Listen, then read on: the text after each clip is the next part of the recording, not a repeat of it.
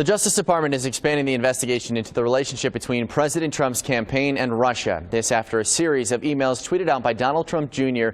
showed that he agreed to meet with someone he believed to be a Russian government attorney last summer, lured with an offer of damaging information about Hillary Clinton. Political science professor at Wright State University, Dr. Lee Hanna, is joining me now this morning to try and sort out everything that's happened over the last day or so. There is a lot going on. What do we make of all of this? Yeah, that's a great question. So in some ways it seemed like the Russia story was fading a little bit into the background, and there was more talk about how Donald Trump handled the investigation.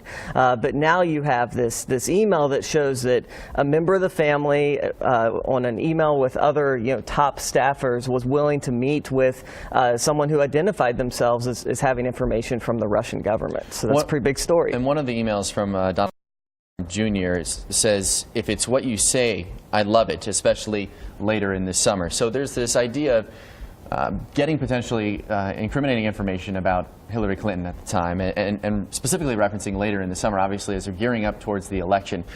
We know politics is dirty, and especially on the campaign trail. But now the question is the difference between dirty politics versus something that could potentially be illegal. How do we decipher the difference between the two?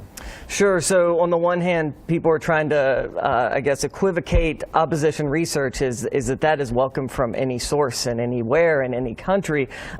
We've not seen this. Has it happened in the past? I certainly can't prove that it has not. Sure. But the idea of being open to oppo research from a foreign government is new as far as we know it. So that is different than just kind of a typical, a Republican operative has some good information that can help harm your candidate. That's been happening for years, for sure. Don Jr. went on Fox News last night and said that in part of his defense that he just wanted to hear them out. But one of the other questions and I guess criticisms of this that has been brought up is the fact that people who were in that meeting, it wasn't just Don Jr., it was in the Trump Tower, but it was also with Paul Manafort and Jared Kushner. Yes, and that is going to be, I think, where this story goes now is to what extent do they have alibis for why they attended this meeting, why they didn't report this meeting until it was really pushed upon them by the New York Times. So that's where this part of the story will go. And there's also the question of how much did Donald Trump, the president, know at the time, and he took to Twitter earlier this morning to defend his son. "My son, Donald, did a good job last night," in reference to what I was just talking about, the Fox News interview. "He was open, transparent, and innocent. This is the greatest witch hunt in political history. Sad." And he would later go on to reference when media, fake media, references sources, oftentimes it's made up, it's not. Obviously, the source this time, though, is his own son.